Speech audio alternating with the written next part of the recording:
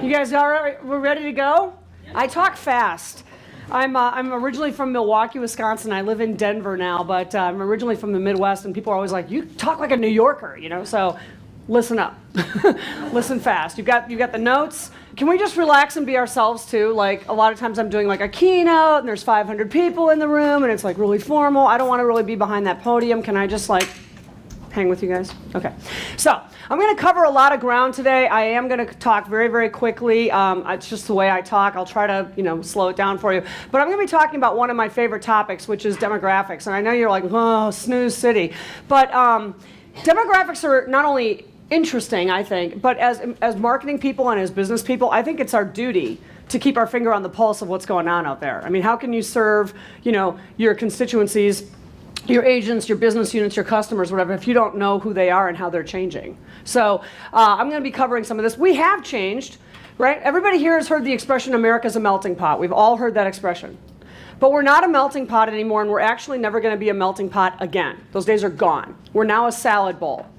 So let me explain the analogy. America is a melting pot is an expression that was coined in the early 1900s to describe what was happening to the United States relative to immigration.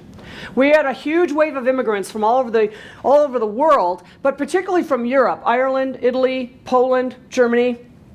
Many of your ancestors and mine came through Ellis Island, got processed as new arrivals, and the idea was that no matter who you were, where you were from, we threw you into one pot and we simmered away the differences, because we didn't value differences, we valued sameness, and everybody kind of came out the same. Americanized. One culture, one homogeneous society. Well, today, most organizations, business, society in general recognize that diversity is a progressive mindset. We don't all have to look the same, be the same, dress the same, or come from the same backgrounds, especially when it comes to work. So when you look at a salad, there's not one single element of a salad that can be mistaken for anything else. The tomato does not look like the radish does not look like the cucumber does not look like the avocado. Every element is distinctive and can be seen for what it is.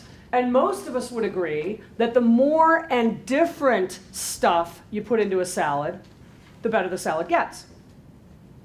And that concludes my presentation. Thank you.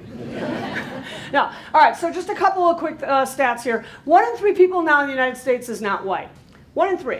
Now, that's a national stat. Obviously, if you go to California, Arizona, Texas, Florida, New York, that ratio would change significantly. And if you go to some place like Vermont or New Hampshire, that's not going to be very diverse. So, but no, nevertheless, 1 in 3.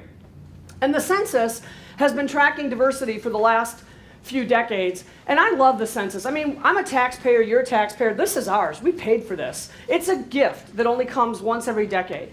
And once a decade, we get a chance to actually look and see what the composition of the United States looks like. But you can see this diversity index here, and quite simply, the diversity index simply means if I grab any 2 people at random anywhere in the country, what's the likelihood that those 2 people will be of different races or ethnicities? That's all it means.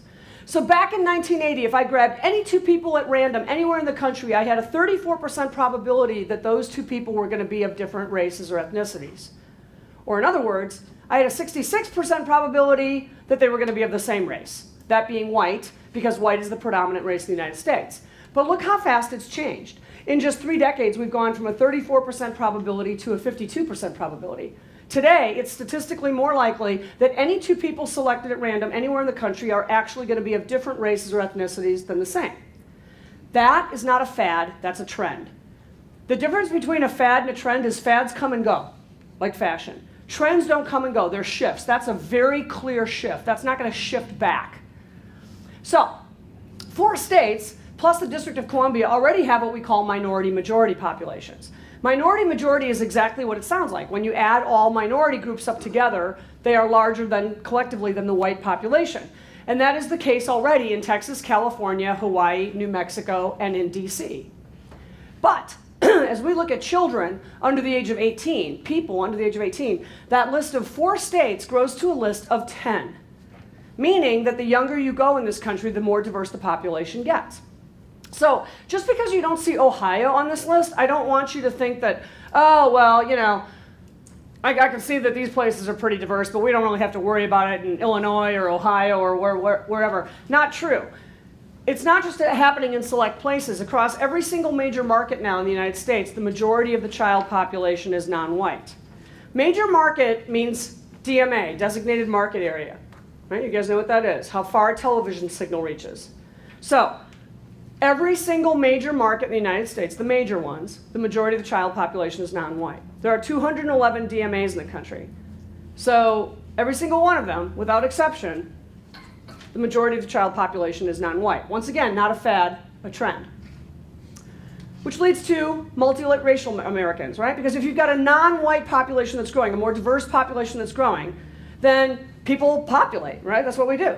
So before I go any further, is that not the most photoshopped picture of Mariah Carey you have ever seen? She doesn't even remotely look like that anymore. Anyway, so if you're Mariah Carey or you're Tiger Woods and the census, is asking you what race are you, what do you check? If I'm not mistaken, Mariah Carey is black, white, and Hispanic, and Tiger is black, white, and Asian. They don't fall neatly into one little box. Well, the census, because they're in the business of people, and people change, they've actually had to change too. And in 1990, they added the category for the first time of multiracial Americans. So now we actually know how many people self-identify as multiracial. So in the 1990, 2000, and 2010 census, we have that data. And it is, in fact, about 22 million people. That probably doesn't sound like a lot, but it's 7% of the population who self-identify as multiracial. And more importantly, multiracial Americans grew by 25% in the last 10 years. The total pop only grew by 9%. So the multiracial population is growing almost 3 times faster than the total pop. And that's because 1 in 7 marriages now is to a spouse of a different race or ethnicity. Now, I know these numbers like the back of my hand. I'm like a total research data geek. I'm the only person that curls up in bed at night with the census, And I'm talking to my husband, I'm like, listen to this. And he's like, whatever. So, but if you had asked me to just guess, before I ever came across this data point, if you had said, hey, Kelly, what would you guess is the percentage of marriages to a spouse of a different race or ethnicity? I would have guessed something like 1 in 20, 1 in 30. I would have never guessed 1 in 7, okay? So this was taboo. It's no longer taboo. This was taboo. Just a quick aside. I was reading this article on Valentine's Day this year about deal breakers for relationships. Okay, so this is like, I love you, you love me, we want to walk off into the sunset together, but deal breaker. Right? In the 1960s, you know what the top 3 deal breakers for a relationship were? Number 1, person of a different race or ethnicity. Right? It simply wasn't done. Number 2, person of a different major religious group. Right? If you're Catholic, you don't marry somebody who's Jewish. If you're Jewish, you don't marry whatever, a Buddhist, whatever. And number 3 was, because women were not in the workforce, so we had to rely on you guys to support us. Number 3 was, does he have the ability to provide a good living? Okay? So top 3 deal breakers: race, religion, income. You know what the top 3 deal breakers are today? Number 1, personal hygiene. Not kidding. I don't get it either, because this is not a third world country. Soap and water are widely available, right? I think it's got to be something more subtle, like, dude, I love you, but you got to floss. I mean, I don't know. Number 1, personal hygiene. Number 2, speaking too often about your ex. Which even right there is a different trend, because back in the 60s, people didn't even get divorced. Right? So there weren't even that many exes out there. Now, not only are they out there, we're talking about them. So there's number 1 was hygiene. Number 2 was talking too much about your ex. And number 3 was my personal favorite, since we're in a digital conference here. Overly involved in your mobile device. Right? No, baby, I'm listening. Yeah, just let me send this email to Kyle. What? So my point is this. We change, right? So the top 3 things that would actually crush a relationship back in the 60s don't even make the top 3 list today. The list is there, but it's different. And I'm sure those things like race, religion, and income and stuff like that would be somewhere on the list, but they're not the top 3, right? So we've evolved. Now, the percentage of whites is actually declining in the United States as a percentage, not as a number. We populate. Unless there's a plague that wipes us out, all populations grow numerically in size. But we're talking about it as a percentage. Whites as a percentage of the US population has dropped from 69% to 63% in the last decade. And there we go. Whites are also aging fast. The median age for whites is now over 40, and whites are the only racial and ethnic group with a median age over 40. Blacks, Hispanics, Asians, and other are all with a median age under 40. And here's the kicker. Whites are going to be the minority by the year 2041. Now that may seem like that's a long way away, but it's really not. I mean, it's what, 25 years from now? So once again, if you would have asked me 5 years ago, hey Kelly, in your lifetime, do you think that whites will become the minority? 5 years ago, I would have said, no. Not because I don't think they're going to become the minority, because I would have said, I'm not going to live that long. I'm not going to live to see that day. But that's 25 years from now. I'm 54, so assuming I can make it to 79, and I think there's every reasonable chance I can, I will live to see that day. And so will all of you. Because I can look around this room, and everybody here is my age, give or take 20 years. So, all right. Moving on, rural to urban shift.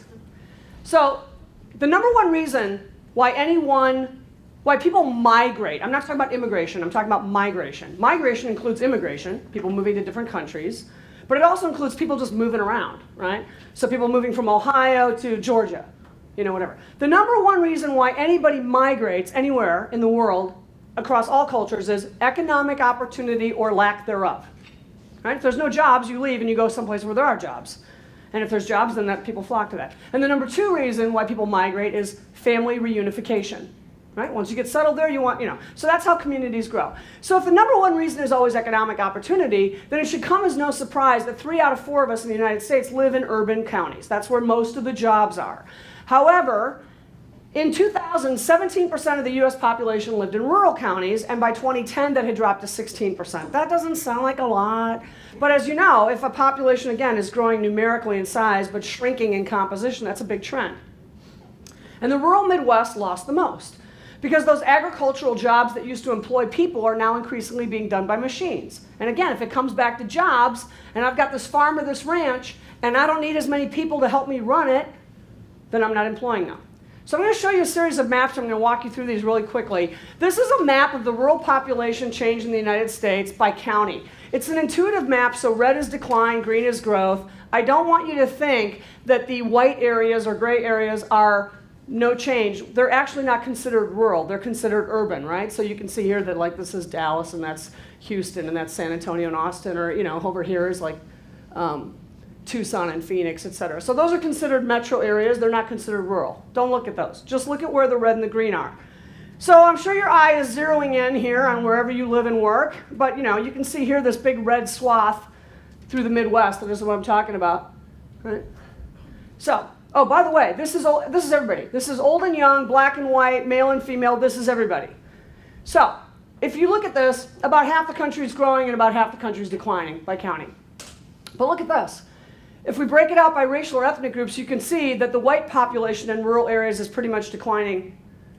The black population is pretty much growing. There's a little bit of decline here in the southeast, but for most part, the map is green.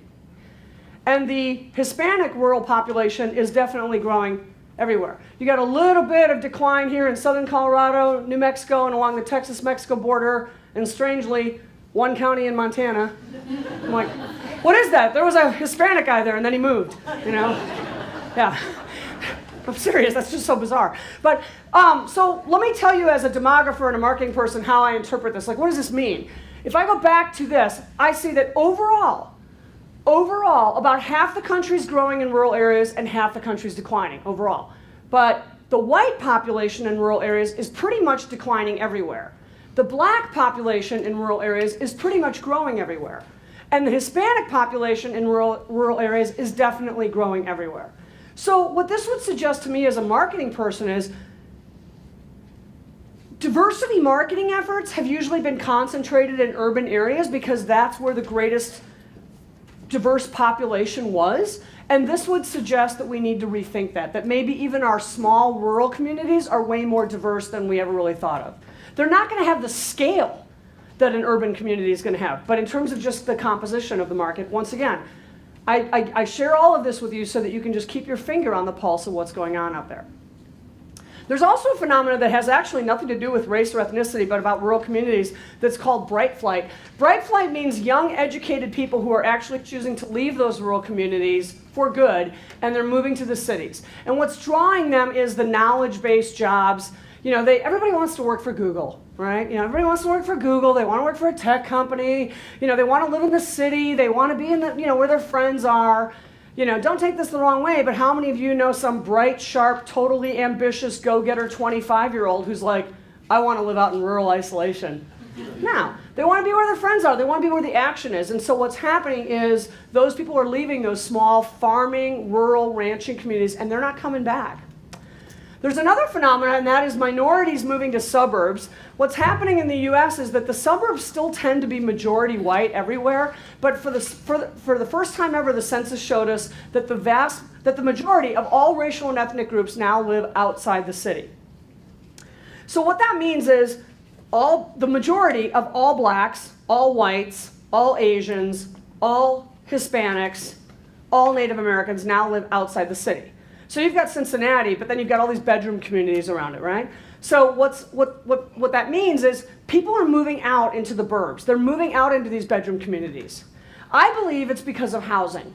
I really believe that housing is the greatest crystal ball that we have for everything. Not just economic trends, but literally how people live their lives. So, housing are starting to get on fire again too, but for the last, during the Great Recession and stuff, housing costs were suppressed, but so were people's salaries. So if you are a middle-class family and you want the best for your family, and you want 3 bedrooms, 4 bedrooms, maybe a little more elbow room, good schools, lower crime, all that kind of stuff, that's going to be found in the suburbs, not necessarily the urban core, right? And it doesn't matter whether you're a black family or a white family or a Hispanic family or an Asian family. Everybody wants the same stuff for their family. Everybody wants those things. So here, who else is in the burbs? This might surprise you. The vast majority of baby boomers are still in the burbs. Now this one also blew my mind because the baby boomers were born from 1946 to 1964, which means that baby boomers are in their mid-50s to like late 70s, okay? Now I know you can spawn a kid until like you're really old, it's possible, okay? But most of us aren't starting our families when we're 60, Most of us, by the time we are in our 50s or whatever, are empty nesters. So this kind of blew me away because I was like, if the bottom age of the boomers is 51, then why are they still in the burbs? I mean, the things that they need, that draw people to the burbs, good schools, 4 bedrooms, bigger house. If it's just the 2 of you, the kids are gone, what do you need all that stuff for? Once again, I think it comes back to housing. There's a lot of baby boomers who would have liked to have downsized in the last 10 years, but the housing market was soft until recently, and they weren't going to unload their house. So mark my words, the next trend you're going to see is all these baby boomers getting rid of their big old houses. But the other thing that might surprise you, the fastest growing group in the suburbs is actually people living alone. Not even couples, people living alone. No kids, no significant other, just alone. And that's mystified me too, because I'm like, well, if you're alone, again, what do you need schools for if you don't have kids? What do you need big house for if it's just you? I mean, what are you doing out in the burbs? But if you're alone, comes back to housing. If you're alone, how much house can you actually afford if you're making it on one income, right? You're going to have a modest income, you're going to be able to buy the house that you can afford. Typically, that's going to be out in the burbs. And then you've also got non-married couples and families. Now here's where we start to pick up the families and the couples, but they're not married, which leads me to another trend, which is that young people are postponing marriage. They're not rejecting marriage. They're not saying, I'm not going to get married. They're saying, I'm not going to get married now. So what's happening is if you look at the top, or the most high potential group of people getting married for the first time, it's 25 to 34-year-olds. That's what demographers has defined as the sweet spot for getting married for the first time. So married 25 to 34-year-olds dropped from 55% of the population. So 55% of people that age in the year 2000 were married. That dropped to 45% in 10 years. That's a huge drop. To give you a sense of how big of a drop and how significant that is the lowest level of percent married of that age group in 150 years. That's not a typo. That's not supposed to say 1962. That is, in fact, 1862. And to give you the flip side of that, the greatest age of being married in that age was in the 60s, right? I've already talked about how women weren't in the workforce, right? We had to rely on men to support us. So if we weren't in the workforce, then a woman's job was to catch a man, right? No, really, our job was to be a wife and homemaker, right? So our job was to catch a man. And so, women were extremely interested in getting married. I don't know why you guys were interested. I mean, it was just, okay, time to get married, So in the 60s, more than 80% of that same age group were married. So in just 5 decades, we've gone from 80% of a certain age group being married to 45%. Huge drop. Why? Why? They say that they are focusing on their personal goals, and specifically that means finishing school and establishing a career. Okay? Now, I don't know about you. I went to college. Go Badgers. I went to college. I got through college in 4 years. Everybody else that I knew also got through college in 4 years. Maybe the stoners took 5. Right? But that was the thing. We all got through in 4 years. And in fact, there was almost a stigma attached to being in school too long, right? There was always that stoner dude in the dorm, and you're like, dude, it's time to graduate. You've been here 6 years, So that wasn't a good thing to stay in school that long. But today, it seems like it's very, very common for people to be in school 4, 4.5, 5, 5.5, 6, 7 years. That's not uncommon. So it makes sense that if you have spent that kind of time in school and on your education, that you would absolutely want to work on establishing a career before you get married. And especially for women, because often getting married leads to the mommy track. So a lot of women definitely want to get some professional traction before they go mommy track. But aside from that, they also say that they don't feel economically ready. And they're not, right? They're still living in your basement, right?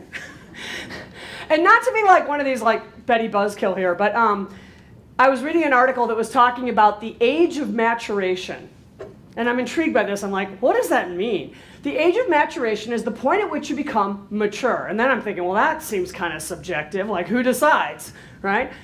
I mean, what are you? You're not mature on Monday, but by Thursday you were? It's whatever. What is it? This article defined the age of maturation as the point at which we all truly live independently. Our parents aren't writing us a check anymore every month. We're not, we're living in our crappy apartment eating ramen noodles, but we're making it, Do you know what I'm talking about? We've all been there, right? We've all been there, and we all get there. Some of us get there faster than others, but we all eventually get there. So it is the point at which you are truly living independently on your own budget, your own money, etc. So back in the day, I've already told you how old I am, the age of maturation for me and everybody that I knew was in our early 20s, and it was often tied to getting out of college. I mean, my parents helped me all the way through college, and then when I was finished, they were like, boom. Yeah. No, I was on my own, and that's all right. The age of maturation now is 30. That guy's crying. So that kid who's in your basement, they're going to be there for a while. No, I mean, think about what that does economically. It postpones everything from home ownership to then furniture purchases and starting, so the age of maturation has actually moved from, let's say by 7 or 8 years. So that not only are they not economically ready, I would just also throw this out too, and this is just me on a rant, that I would say that many of them are not emotionally ready, right? There's an association for everything. I just did the speaking at the IMCA or whatever. So there's an association for everything. Did you know that there's an association for corn mazes? Yeah, if you have a corn maze, there's an association for you. So they call me up and they ask me if I can come speak at their annual conference. At first I thought one of my friends was punking me, because I'm like, Robert, I know it's you. Oh, seriously, this is a real call, So corn maze. And so here's the thing about the corn maze industry. It's an unbelievably lucrative industry. So what do you need to make a corn maze? You need some land, and you cut a corn maze into it. You're only open 3 months a year, right? September, October, November. That's it.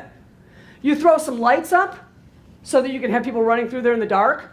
You get some candy apples and some cider, right? That's your beverage. And you throw some hay bales and some pumpkins on the ground so you can have photo ops. This is a simple business. This is not rocket science. You don't need a lot of 6-figure people to help you run a corn maze. What you need is a bunch of local high school part-time kids. They're only going to work 3 months, and they're selling candy apples, right? So I'm talking to them, and I'm like, what in the world, do you guys want me to speak about? And they're like, can you talk to us about how to hire and recruit young people? And I'm like, are you kidding? That ought to be a no-brainer. I would have killed for a job in the corn maze, right? Oh my gosh, when you're 16 years old, would that not have been the best job ever? You'd be like out there, your friends would be coming through, you'd be like selling them tickets or whatever. I would have been making out with my boyfriend in the corn maze. I mean, it would have been awesome, you know? And I'm telling you, they're like, no, we can't get anybody, Kelly. We can't get anybody to come work for us. I'm like, are you serious? And they said, here's what happens. Mom and dad pull up outside the corn maze office, and they go inside and they ask for an employment application for their 16-year-old son who's in the car. Now, I don't know how you were raised, but I can tell you that if that was me, my parents would have said, get in there. This is what you do. You go inside, you ask for the manager, you introduce yourself, and you tell them what you're there for, an employment application. They would have taught me that very basic life skill of how to ask for a part-time job. They would not have done that for me, okay? So today's parents, and I'm not judging this, I'm just saying, will buffer their kids from a lot of those life experiences. And I believe that if you're too shy, weird, and awkward to get out of the car at 16 and go into the corn maze office, that maybe 48 months later, you're not ready for marriage. That's just me. So they're not only not, thanks for the rant. They're not only not economically ready, they're also very skeptical of marriage. And they're skeptical with good reason. More than 50% come from broken homes or divorced parents, however you want to phrase it. And so they're like, look how that turned out for my folks. No, thanks. What's the big rush? So what's happening is they are choosing to start families, but not necessarily choosing to wait to get married. And USA Today did a 5-part study on this. They interviewed all these thousands and thousands of people who were young and they were starting families. And so they were like, what's the deal? And what they found was that young people said, I totally want to spend my life with somebody else, and I want to get married. I hope I meet that person. But I don't know if I'm going to meet that person. But I do know I want to be a dad, or I do know I want to be a mom. They feel like it's something they can control. So one young guy, I think he was 28, he goes, marriage is ideal. I mean, who doesn't want that? Now, but parenthood, that's a priority.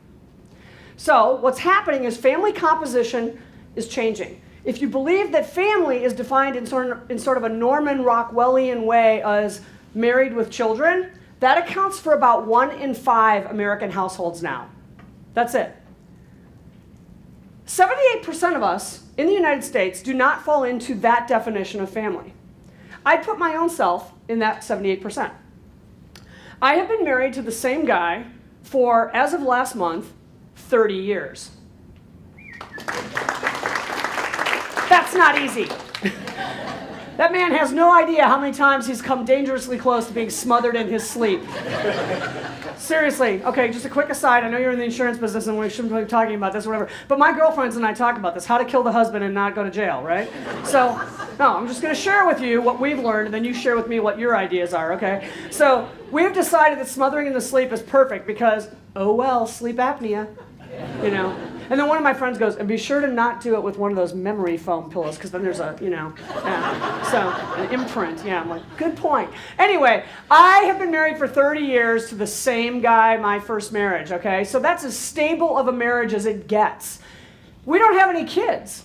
I think that's why we've been married 30 years, personally. But anyway, we don't have any kids. So, if you define family as married with kids, then I don't fall into that definition. I have a marriage, but I don't have any kids. So if 78% of us, for whatever reason, because we don't have kids, or we're divorced, or whatever, don't fall into that definition of family, 78% of us, then doesn't the definition of family need to be broadened, right? So it is, in fact, becoming redefined. And it's not just by marketers, it's by society. We have a generation that was raised by blended or merged families. Anybody under the age of 40 was probably raised by divorced parents, single parents, step-parents, gay parents, grandparents, people who aren't their parents. Doesn't matter. And in fact, studies have shown that people who are under the age of 35 have the broadest definition of family of any generation. Their definition of family is, who do you love who loves you back? That's their definition of family. You also have this phenomenon that's grand families. 11%, so almost 1 in 10, a little bit more than that, 11% of the US population now lives in what they call grand families, which is, the grandparents who are either partially or fully helping to raise the grandchildren, financially or otherwise. Again, that is not a fad, that's a trend. And the other thing that's changed is, because we do change as a society, no stigma or significantly less stigma in having a baby outside of marriage. Your own personal values aside, this is true. I mean, this is happening where, like, I'm not of the age where if a young woman got married, got pregnant back in the day and she wasn't married, that she got sent away. That was a little before my time. But I know that at one point it was so stigmatized that that happened, right? But I will tell you that my parents, like, drilled it into my head that I was not going to get pregnant. I mean, it was just like, it was understood that that was not going to happen. I don't even know what would have happened if I would have come home when I was, 16, 17, 18 years old and told my parents that me and my boyfriend were having a baby. It would have been awful. I don't even know what would have happened. But today it's not that big of a deal. This is a comment from a focus group where a woman said, just because my boyfriend and I aren't married doesn't mean we're not a family. And that's how they look at it. And it's not just Hollywood liberals. This is Bristol Palin, who just had her second kid. And I know she's married now. But and I don't care if you're a Republican or a Democrat or an independent, I don't care. I would ask you to ask yourself, if 15 years ago any vice presidential candidate could have stood on that stage with a 17-year-old, 5-month pregnant, unwed daughter and had a prayer of getting elected. No way. The country would have judged her too harshly, right? But what did Sarah Palin say? She said, my family looks like your family, and got a standing ovation. So even the most conservative families with the most conservative values find themselves in this situation where it's just simply not as stigmatized as it once was. So, diversity. I don't really like this word. I don't really use it much. That's why I use this whole people not like you thing. Because my definition of diversity is much broader. My definition of diversity is any way you can be different than me. Do you have children? Okay, she has children. I don't. I've just said that. So we're both white. Let's say we're the same age. I know you're younger, but let's just say, go with me here. Let's say we're the same age, we're the same gender, we're the same race. Let's say we live in the same zip code and we make the same household income. On paper, you and I would look the same. But you know and I know that if you've got kids and I don't, we're going to be different in every way that really, really matters, right? Like, you're going to make decisions differently. The priorities and pressures that are on her are going to be very different than the ones that are on me. That has nothing to do with race or ethnicity or income or zip code or anything. It has to do with parenthood. So my definition of diversity is super broad. Here's my list. Your list could look different. Gender. Men are different from women.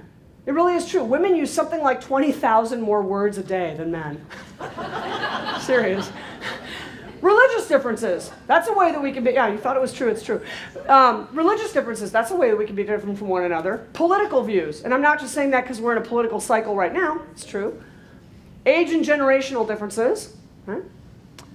LGBTQ, and just to clarify what the Q means, questioning. Does not mean queer.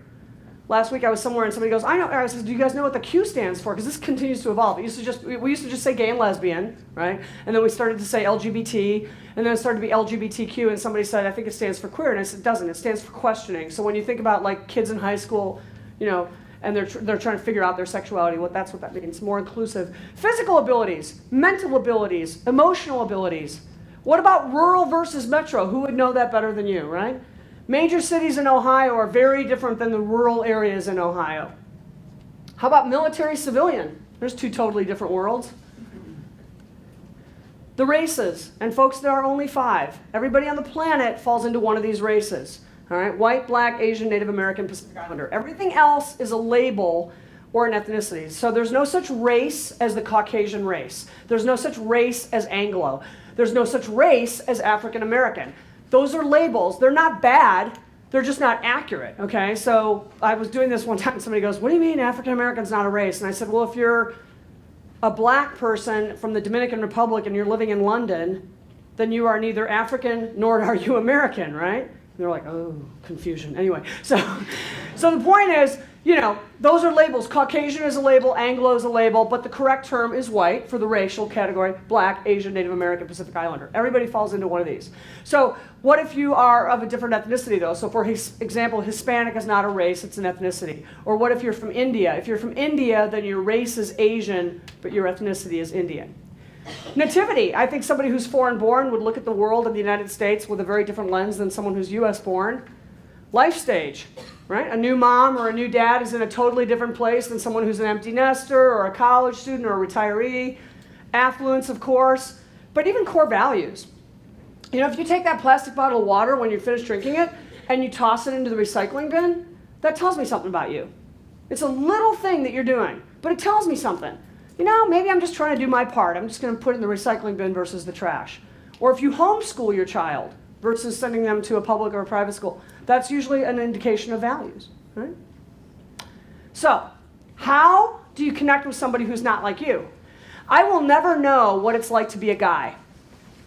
I don't know what it's like to be a mom. I don't yet know what it's like to be 80 years old. I don't know what it's like to be in the military. I don't know what it's like to be black, Hispanic, Asian, or Native American. I don't know what it's like to own a dog, and I don't know what it's like to live on a farm. And the list goes on and on and on and on and on. These are things I don't know. But I promise you that that doesn't mean I couldn't meaningfully connect with somebody who is those things, has those things, or lives that way. How do you do that? I think it's about understanding that what makes you you is really not usually the color of your skin or the shape of your eyes, etc. It's about your priorities, it's about your values, and it's about the experiences that define you. That's what makes you you. So all of that shapes perspective, and perspective is never wrong. Your perspective is never wrong. His perspective is never wrong. Kyle's perspective is never wrong. No one's perspective is ever wrong. It's how you see the world. It's kind of like opinion. I might respectfully offer you a different perspective for your consideration, but I can't tell you you're wrong. It's yours. It's like your opinion. So, to show you how different perspective can be, when asked the exact same question, different people will answer it in entirely different ways based solely on their perspective. When asked to name how Kennedy died, matures and baby boomers are going to say a gunshot wound in Dallas, right? Gen X is going to say a plane crash near Martha's Vineyard. And Gen Y will say Kennedy who? Sorry, just a little levity at the expense of the wires. So try this one. Who is Ron Howard? If you are of a certain age, you're going to say Opie. If you're a baby boomer like me, you're likely to say Richie from Happy Days. And if you're Gen X or Gen Y, then you're probably going to say an award-winning director.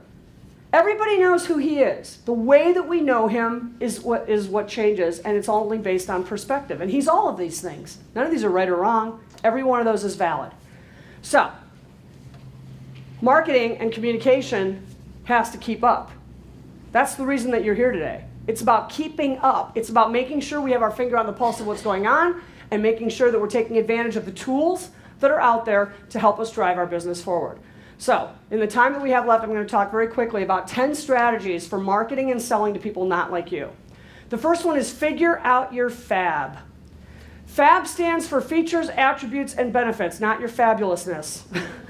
You're already fabulous. Let's just move on to the marketing part of it. Now, the biggest mistake that I see that marketers make is they tend to market their features and their attributes. And sometimes that's pressure from your shareholders or your bosses or whatever. Tell them about our new product design, you know, features and like that. What consumers care about is the benefit. So let me give you an example. My car has this feature that's called Bluetooth. Your car probably does too. That's a feature in my car. What does it do? The attribute is it's hands-free talking. That's what attribute means. What does it do? What's the functionality? I don't care about Bluetooth, nor do I actually care about hands-free talking. The benefit to me is safety, right? If I'm talking to you on my Bluetooth, then I can talk to Eric and I can have two hands on the wheel, and that's a safer ride. So don't market to features or attributes, market in fact to benefits. That's the only thing that people care about. And make things easily accessible. So for example, content hubs provide info where customers want it, right? Blogs, webinars, ebooks, it's the whole like, here's your central database of things that you might need, all in one place. And consistently publishing content automatically makes you an expert. The fact that you're putting stuff out there, people perceive that you must know and you must be the expert in this area. So an example of this in the B2B world is Mind Your Own Business. MYOB connects businesses to tax and accounting services. They don't do the tax and accounting. They will connect you to people who will do the tax and accounting. But because tax and accounting is super different for a retail store versus, you know, another kind of company, etc., they have customized learning centers for different types of businesses.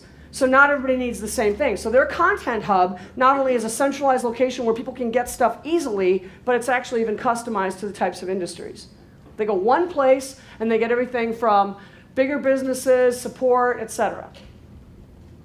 Cultivate agent dialogue. I just am a big fan of talking to people. I'm not afraid of the problems I know about. I'm afraid of the ones I don't know about. And the only way you can find out what's going on out there is just talking to people. So how do you cultivate agent dialogue? Just ask. It's astonishing what people will tell you if you just ask.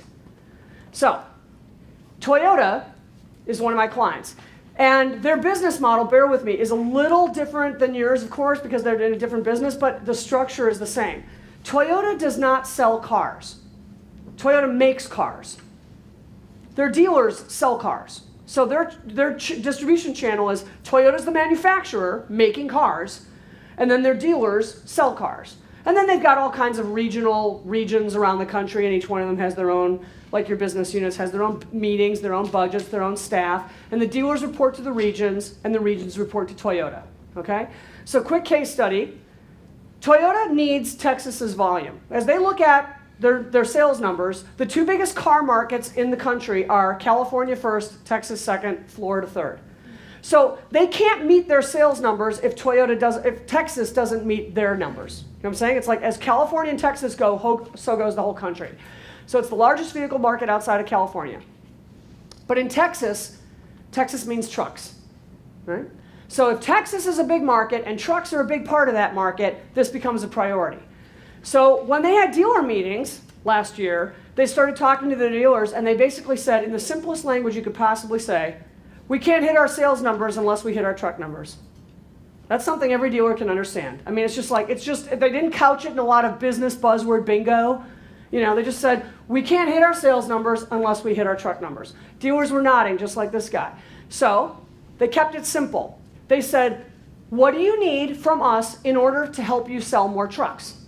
They asked. My point here is asking, right? They didn't presume and go, oh, here's all the stuff that we're going to do for you. How do I know that that's what you need? They asked the dealers, what do you need to sell more trucks? The objective is trucks. Dealers are on board. What do you need? Dealers said, we need more product training. We don't know how to sell these things like you want us to. More inventory on popularly equipped vehicles. Don't send us the baby blue trucks. Send us the black ones, the white ones, the red ones, the ones that sell quickly. Enhanced co-op advertising and marketing funds. You know, let's put a little spiff on that if you want us to focus on trucks instead of Camrys. Salesperson's incentives and contests and special promotions.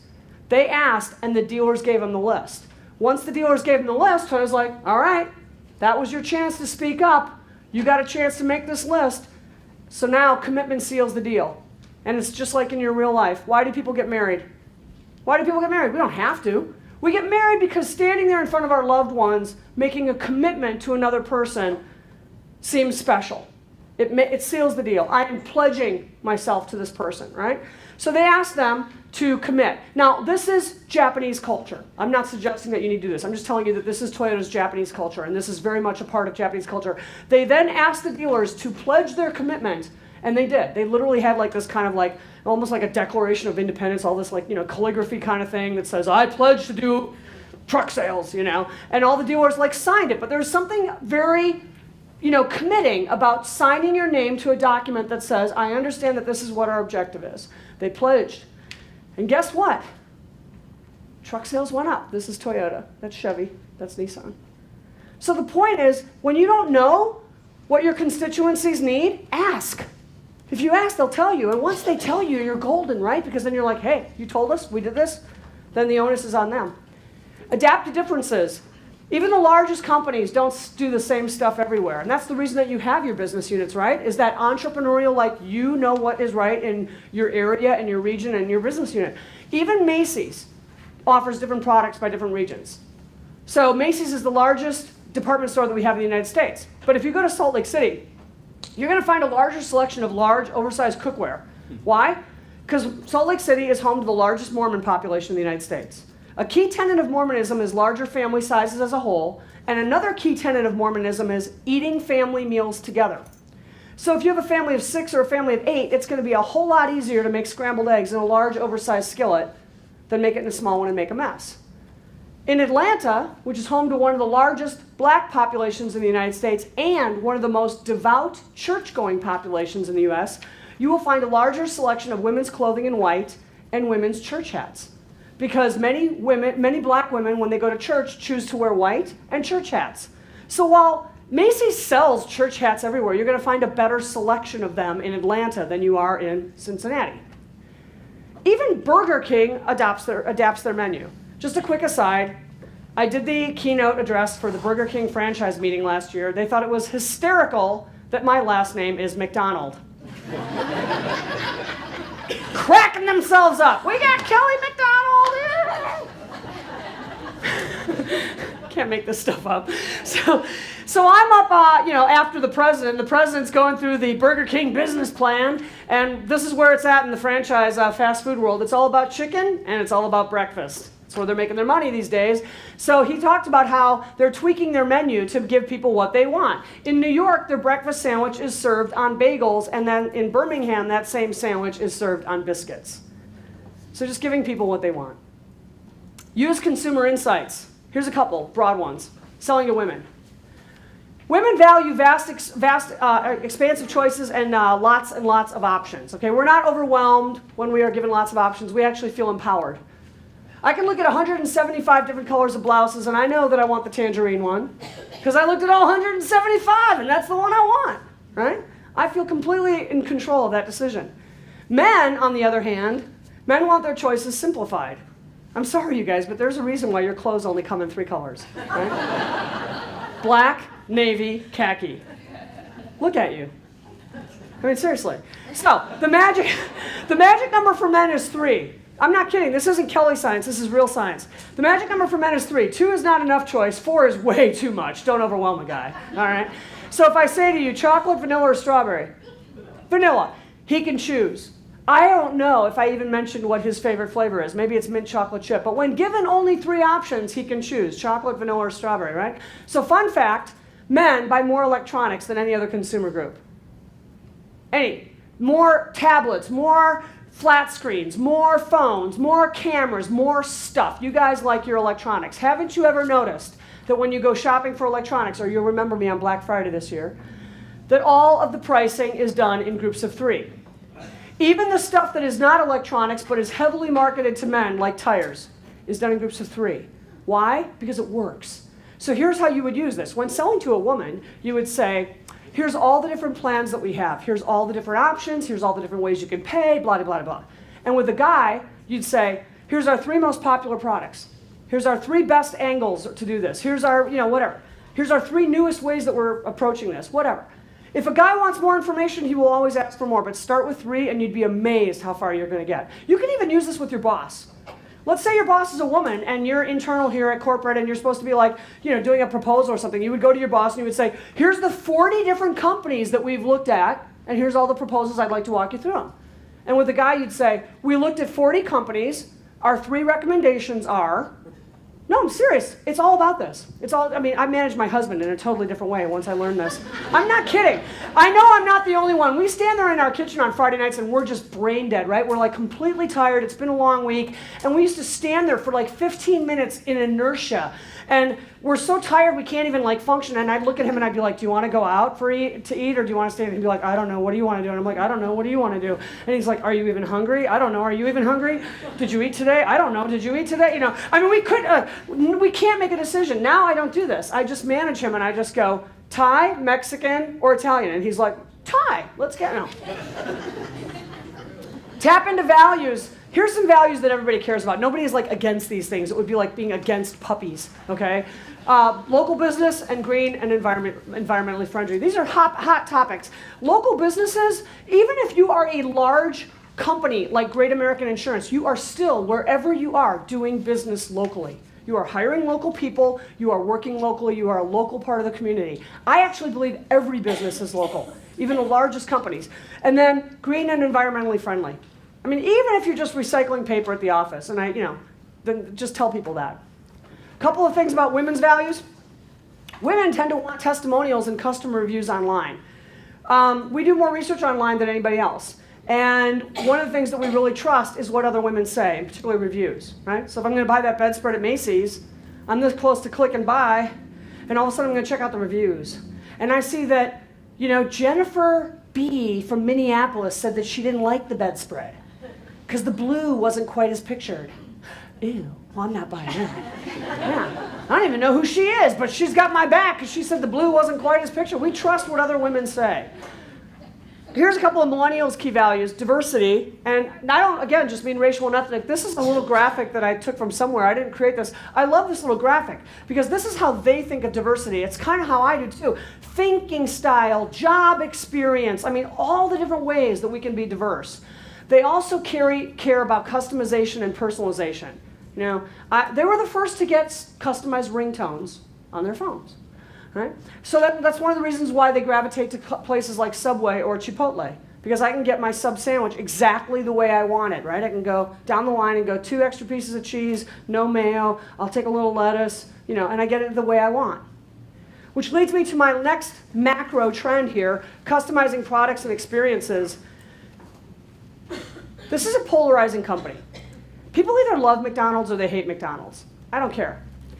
Watch McDonald's. Because they are of a size and scale that rarely do they do anything that screws up. Rarely do they make a misstep. They have the resources to vet ideas and do enough customer research. By the time they roll something out, it usually works. So watch McDonald's, because one of the things that McDonald's found is that Gen X and Gen Y have rejected McDonald's. They don't eat there. They look at that stuff and they're like, no thanks. That's food that was made 2 months ago. Then it was put on a truck. Then it was sent to a franchisee somewhere. Then it was put in that franchisee's freezer. And then we just microwaved it for you just now with combo number 1. Yummy. So Gen X and Gen Y are like, I'm not eating that stuff. Well, you know what? If they're not eating it, then that means they're not bringing their kids in for Happy Meals either. So McDonald's has looked at this and going, holy smokes, we're not just losing 1 or 2 generations, we're losing 3 because they're not bringing their kids. Trouble. So they started looking at how they could customize the experience to give those generations what they want. And what they want is a customized experience. So it's about ordering on kiosks. It's about being able to get my sandwich just the way I want it. Starting with 9 different kinds of bread. Sourdough, whole wheat, ciabatta, white, rye. Then I pick my sandwich. Is it a chicken sandwich? Is it a grilled chicken sandwich, a crispy chicken sandwich, a fried, whatever. And on and on and on and on. By the time it's done, this is an 8-minute transaction and an $8 sandwich. That's a lifetime in the fast food business, and that's outrageously expensive in the fast food business, but they're finding it works. Furthermore, they're testing guacamole. Guacamole is a proof point of freshness, right? Because if you've ever made guacamole, then you know that when it's exposed to air, it starts turning brown. So the very fact that you have guacamole on your menu says it must be fresh. It wasn't made 2 months ago. It was made today. So it's a proof point. And this customization isn't just a cool thing. It actually grows business. So just going a little bit further down the fast food road, soft drinks. Soft drinks in this country have been on a steady decline for 6 years. Year over year over year, losses and declines. We're not drinking as much of that stuff. And if we do want to drink a soft drink, we have lots of choices besides sodas. I can drink an Arizona iced tea. I can drink a Red Bull, a Crystal Light, you know, whatever. The list goes on. So Coke came out last year, and I know you saw this, with the Names campaign. Customized labels on Coke. They started with the most, I would say, traditional names, Laura, Dan, David, Sarah. And then what happened is people started saying, hey, my name's Julia, and my parents spell it Giulia. Can I get a can? And it was like all social media, they were like getting people saying, my name is Arav. Can I get a can? Can I get a soda? And who doesn't want to see their name on a can? So they're not going to deny anybody. So if your name is Bort, you can, you got a can. So then they started to have some fun with it, because this thing took on a life of its own. I mean, who doesn't want to see their name on a can? So they started soliciting, what's your name? Abby. Look at all the different ways that you can spell Abby. A-B-B-Y, A-B-B-I-E, A-B-B-I, A-B-B-E-Y. They started asking people, what's your name? Then they started really having fun with it at the holidays. Donner, Blitzen, and so on and so forth. And if this doesn't move you, then you have no soul. Right? Who doesn't want to read their name on a can of Coke? So how cool is this? It changed their business. The product didn't change, the distribution changed, nothing changed. The only thing they changed was the marketing, and all they did was customize it. So here's a business-to-business example. The People's Federal Credit Union. So in their business, their customers are the businesses that offer credit union services to their employees, okay? So they're offering these great programs to their employees. Every business, though, wants something different from this credit union. Some of them say, you know what, we want brochures to give to our employees. Some of them say, we want gift cards to give away at our company meetings. That would be really cool. How about lunch and learn seminars on financial literacy? Our employees really need to know that. And some of them say, you know, we need a special loan tailored to their business. So they give different things to different businesses. One of the things they created was the Yes Loan. One of their largest customers or clients, if you will, is a nursing home called Hastings and Craig Methodist Nursing Home. The people who work in that nursing home tend to be lower socioeconomic. If you've ever looked at the stats around income and caregivers, they're pretty low. They work a lot of long hours and they don't make a lot of money. Okay, so they had a lower socioeconomic workforce. So what they did was they created a special loan for their employees called the Yes Loan, because often these people hear no way more than they hear yes, right? They apply for things because they've got challenge credit and they hear no, no, no, denied. So after 6 months employment, then you're automatically eligible for a $500 loan with no credit check. And that their paycheck has to be electronically deposited with the credit union, because then the loan is then drafted from their paycheck. So that's not a loan. I mean, who needs a $500 loan? That's not very much. Those people do, and they didn't really even have a $500 loan. That's like decimal dust to them. It cost them more to actually write the paperwork on it than it does to do the loan, but that was the right thing for their client's business. Pay attention to trends, but not to fads. Social's absolutely everything. So, is there anything in the whole world that's less social than doing business with a vending machine? No. You go up, you put your money in, you press a button, it gives you something like, you know, gum, candy, soft drink, whatever. Well, Pepsi's trying to change that with the Pepsi social vending unit. I go up, I put my money in, I get my Diet Pepsi, and the next question that it asks is, do you want to send your friend a drink? Totally! What an awesome idea. I am so going to send my friend a drink. What's your name? Chris. Chris. I'm going to call you Mike. So Chris and I are friends. You know, he's having a tough week. I'm going to send him a little Kelly love, let him know his friend Kelly's thinking about him. I'll spend $2 on Chris. So I swipe, and because Chris and I are friends, I've got his phone number in my phone. I put his phone number into the Pepsi social vending unit, and Shazam, he gets a text that says, hi, Chris. Kelly sent you a gift.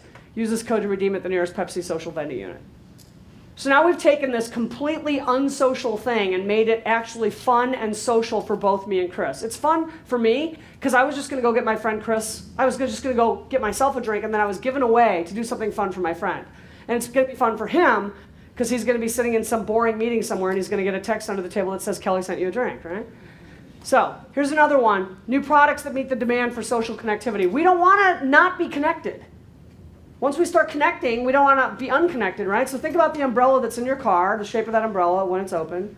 All right, the umbrella hasn't changed, the design in hundreds of years. It hasn't had to until now. Now we have this. What do you need that for? So you can do that. 'Cause Lord knows we're not going to stop texting just because it's raining. Yeah, think about it. Here's one. Selfie sticks. I know, usually you're like, there's like a groan, right? Because these are like such a dorky thing. Quick selfie 101. Quick selfie 101, because we all take selfies. If you want to make yourself look hideous in a selfie, hideous, then this is what you do. Just hold that phone down here and look down, okay? I'm on the road a lot. I'm away from my husband a lot, so we do a lot of FaceTiming and Skype, and he has yet to learn this. He'll be like, hi, baby. I'm like, oh, God. Please lift that phone up. I mean, like, you have like 80,000 chins, you know, and you're like 5,000 pounds overweight. You look like a troll under a bridge. It's a nasty, nasty angle. Don't do that. It's not you, it's the angle. Don't do that. Here, if you want to make yourself look amazing, amazing, in a selfie, then this is what you do. The girls already all know this. The women know this. This is for the guys. This is what you do. And this is the advanced class. Up and out. It's not just out. It's not just up. It's up and out. And then the advanced class is circle for light. Oh, boom, there it is, right? There's always one amazing light angle, right? So you have to find it. The point is, I'm only 5'7". It's possible that I can look amazing in my selfies. If you friend me on Facebook, you're going to think I look 30 pounds lighter than I am because I know how to take a good selfie, okay? So the point is, not about selfie sticks. It's not about, why do we take the selfie sticks? It's because I'm only 5'7". To get my hand up where I need it, I need the selfie stick because I'm only 5'7". My arm's only so long. But why do we take selfies in the first place? Because my point isn't about dorky selfie sticks. So we can share them. That's what we do with selfies. We don't just keep them to ourselves. We share them. We post them on Snapchat. We post them on Instagram. We post them on Facebook. We text them to you. We say, oh, here I am at Great American Insurance. Boom, I'm at a meeting. And we post it. We share it. That's what we do. This is probably a fad. But the trend behind it, sharing, is not a fad. Here's a couple of quick marketing trends. I'm going to wrap this up fast. People want to see the real real. You know, families aren't one size fits all anymore, right? All kinds of families. So did you see the Cheerios ad last year? Did you guys see the Cheerios ad with the interracial couple? Yeah? No? Quick Cheerios. Okay, so white mom, black dad, adorable little girl. Little girl says, "Mommy, why do we eat Cheerios?" Mommy says it's because it's good for daddy's heart. So the little girl takes the box of Cheerios into the living room where daddy is laying on the couch and dumps the whole box on his chest, right? Because it's good for his heart.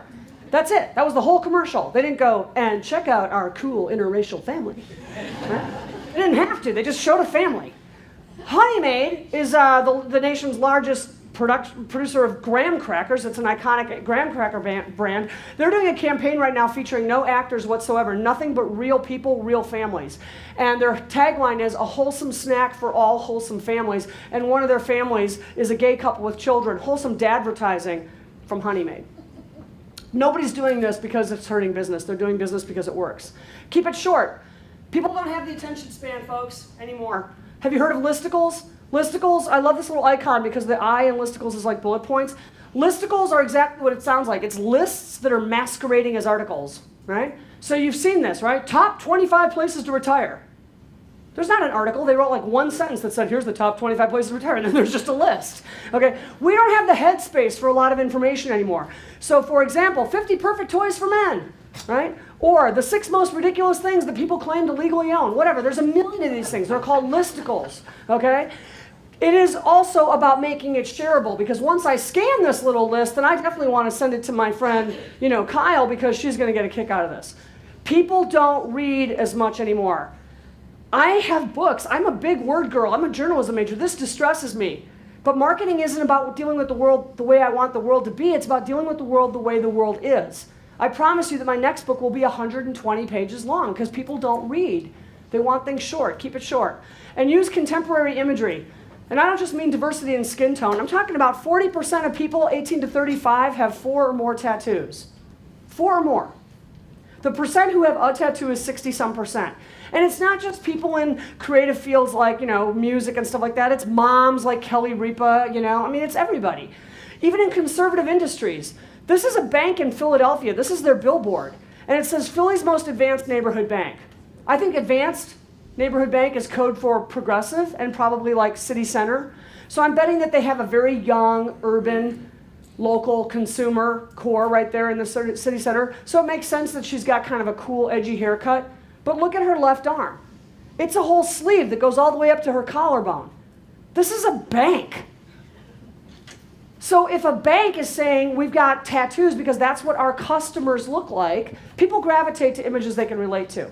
There's a reason why every ad that you're ever going to see for retirement features people with gray hair. Because that's what you relate to at that stage of your life, right? So give people what they want. And lastly, helping beats selling. Helping beats selling. If you help me, you're going to sell me. If you help me, you don't even have to sell me, right? One young guy in a focus group said, "We don't need any more information. We have this thing called the internet. What we need is advice." And this is where, especially in insurance and financial services, I think this is the perfect fit. Because what you sell or what your agents sell, etc., is fairly complex to the average layperson. They don't want to have to be an insurance agent to understand this stuff. They want you, your agents, to walk them through this and to be the brand, okay? They want advice. They want guidance. All right? Helping beat selling. All right, you guys have been a great audience. I'm going to wrap up with 6 things that I thought you could do right now, too. And I'm an outsider. I'm an outsider. So figure out your FAB, just like you said there, Sarah. Figure out your FAB. Market the benefits, not just the features. Get testimonials from happy, satisfied customers and post them online. Why? Because people are sharing out there. They want to share their opinions about everything. And so they're going to be out there. Get those testimonials and put them out there. Explore ways that you can customize your products, your services, or even the experience that you're offering to your business units or your agents. Remember that shorter is better. Shelley said that, yeah. Shorter is better. Bullet points, graphics, videos, images. I personally believe that this is why Instagram and Snapchat and Pinterest and YouTube do so well? Because nobody wants to read anymore. They just want to look at pictures. And use updated imagery. Just keep your fingers on the pulse of what's going on out there. Don't be afraid to show people as they really are. And make sure that your digital platforms educate and help.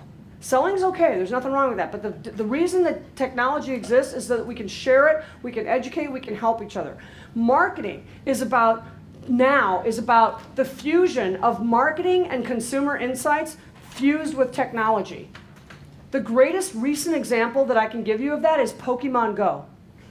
No, I'm not kidding, think about it. It's brilliant, it's genius. It's marketing combined with technology, right? So this technology is here to stay, and I know you guys are focused on all of this for the next day or whatever, but this is, once again, it is not a fad, it is a trend. It's here to stay, it's how people communicate, and you guys have been a fantastic audience, and when we take a break, I'm going to be sitting right over there, and if you want your book signed, you can get it signed. It's number 5 on the bestseller list. If you got a best-selling book signed by a best-selling author, that sucker's worth $1 million on eBay when you go to resell it. Thank you. Thank you. Thank you. Thank you.